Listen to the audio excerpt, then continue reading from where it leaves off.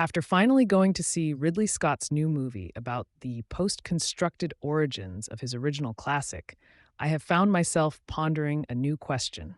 How does a science fiction author decide what to explain and what not to? We can look to the first Alien film for some excellent guidance.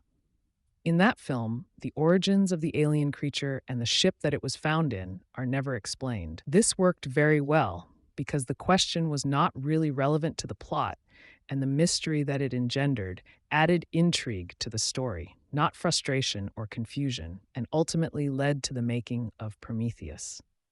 An example of something that was explained in Alien is the reason the Nostromo was beckoned to the planet in the first place.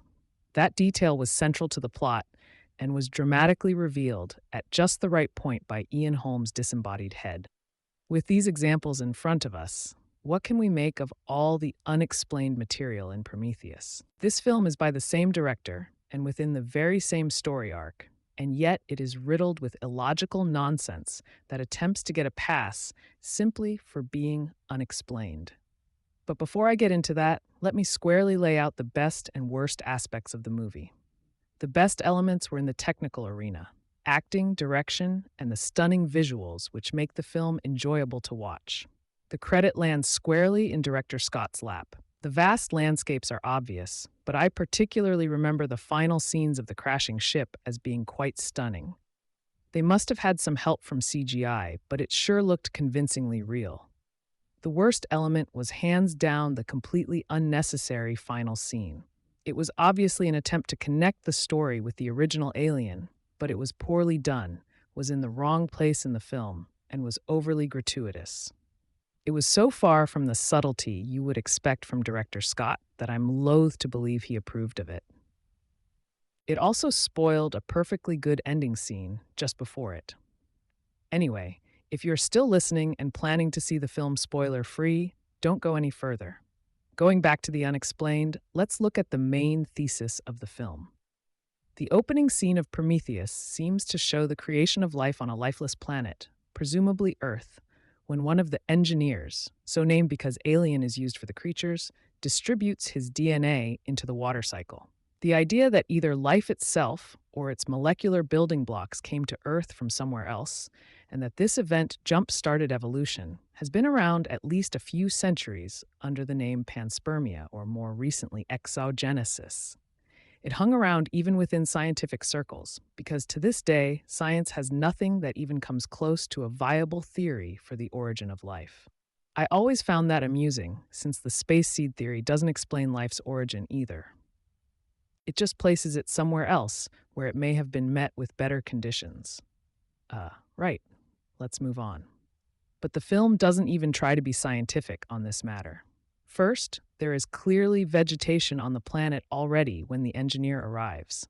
If they did some terraforming in advance, then where did the DNA for the plants come from? It is made of the same molecules as animal life. Let us then assume that the deposited DNA is the seed that begins animal evolution. We find out later that the engineer's DNA matches up almost perfectly with ours. If the evolution of life is based on random mutations, as believed today, then the chances the end product would match the DNA seed material is absolutely zero. If instead we are to believe the engineers continually visited Earth to guide the process, then why would they need to seed it with their own DNA to begin with? How about this? The engineer at the beginning looks exactly like the one seen in 2089, but if the planet in the opening is Earth, they would have been separated by roughly 1 billion years. Wouldn't the engineer's race have evolved in that time too? If the opening represented a more recent event on another planet, as an illustration, you have the same problem in reverse. They were doing the same exact thing 1 billion years ago? What an inconsistent mess. There are lots of unexplained things that can be chalked up to the weirdness of alien fiction, like why the mothership in the opening is different from the one at the end, the meaning of the mural on the ceiling of the armory chamber, or that big stone head bust which they use on all the movie posters. It may look cool, but it's just a random item in the film.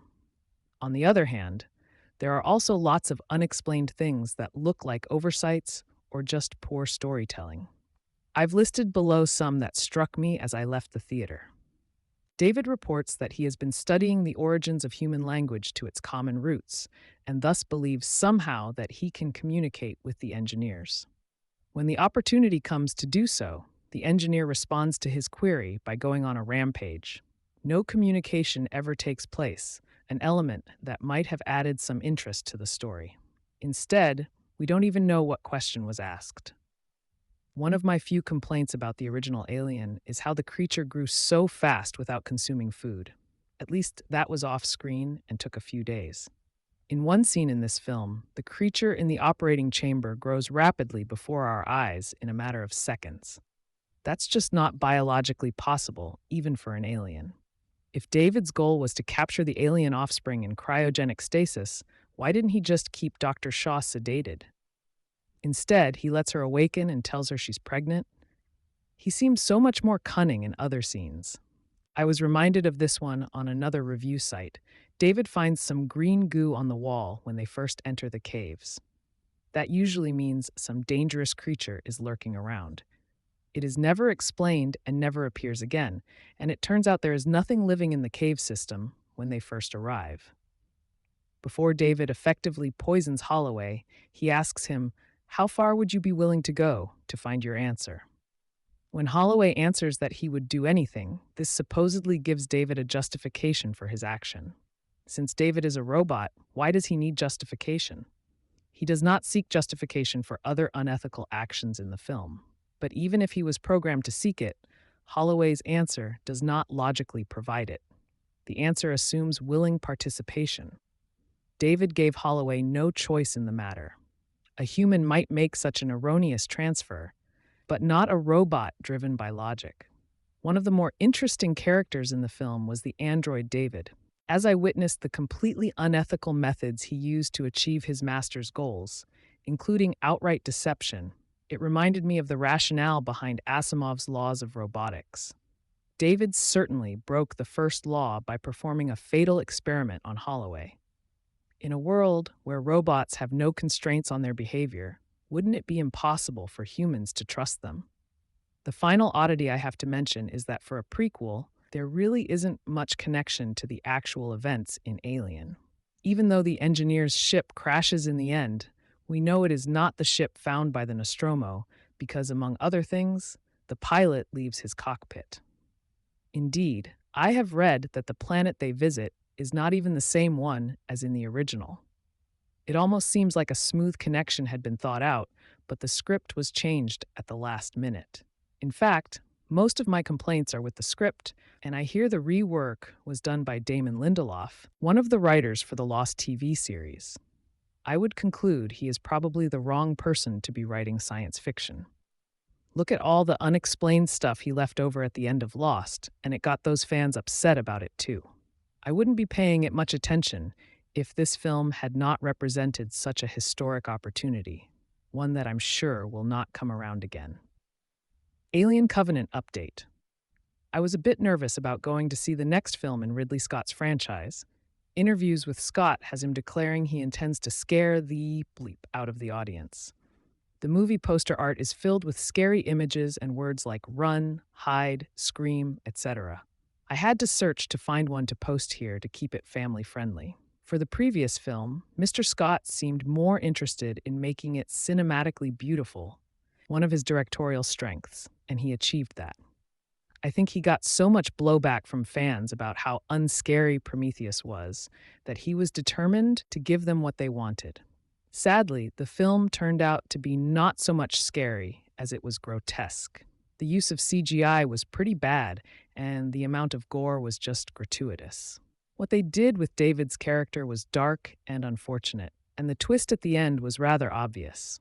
They filled the ship with lovely young couples, which just gave them more ways to kill people off, just like any 2-bit horror flick. It's one of the few films I watched for this blog that I wish I could erase from memory.